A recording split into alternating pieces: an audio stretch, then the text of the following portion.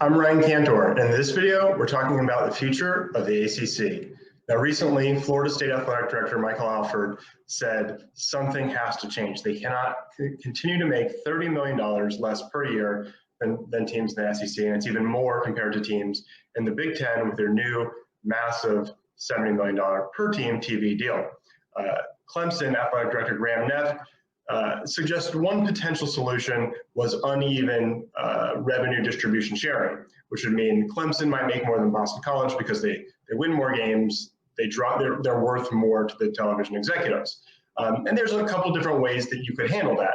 I did some modeling, and I won't go through all the math in this video, but using their win totals within the ACC and the TV ratings as compared to teams like Boston College and Wake Forest, you could see Clemson move from, say, $17 million per year, which is what they're at now in the current TV deal, it's what everyone in the ACC is at, to perhaps up to $25-ish million per year for Clemson. Florida State might be a little less, a little more, and so on down the line until you get to Boston College, which could see a decrease of a similar amount. So that would be $8 million bump for Clemson, plus or minus for different schools.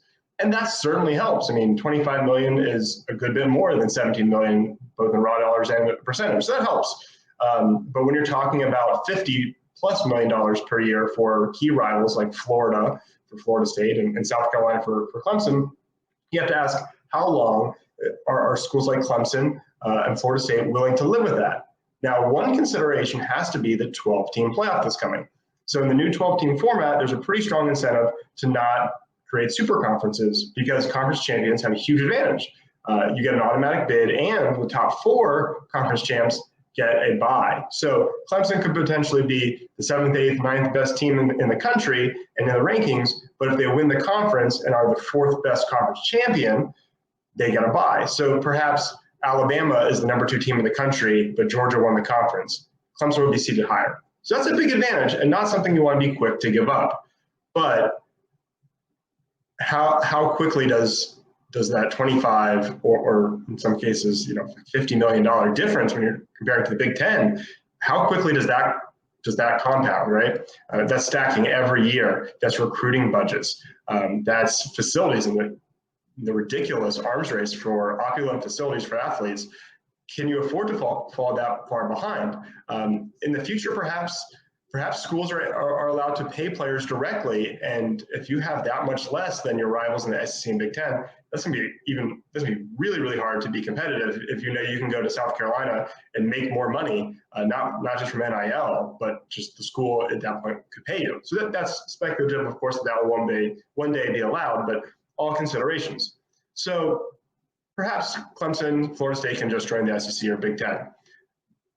The challenge with that is the ACC media grant of rights deal. So the ACC is locked in with the ESPN contract, and the conference owns their media rights, and that goes all the way through 2035.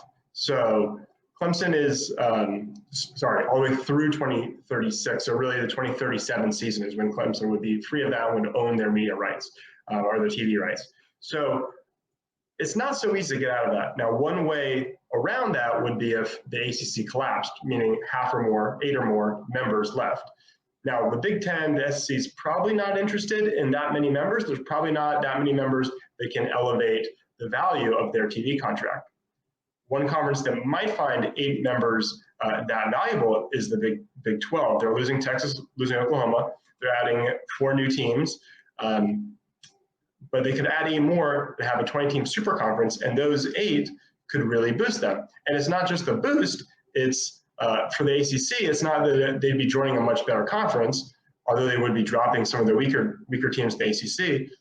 The value is, after the 2025 season, the Big 12 gets to renegotiate their TV deal. So it's 10 years earlier. That's a huge difference. So it's really an escape route to get out of this ESPN TV contract. Now, of course, ESPN could be altruistic and could see that in the long term, they'd be better off with an ACC that's strong, an ACC network that's profitable. But I don't think you can bet on ESPN to make altruistic or charitable decisions regarding their business when there's short-term money at stake.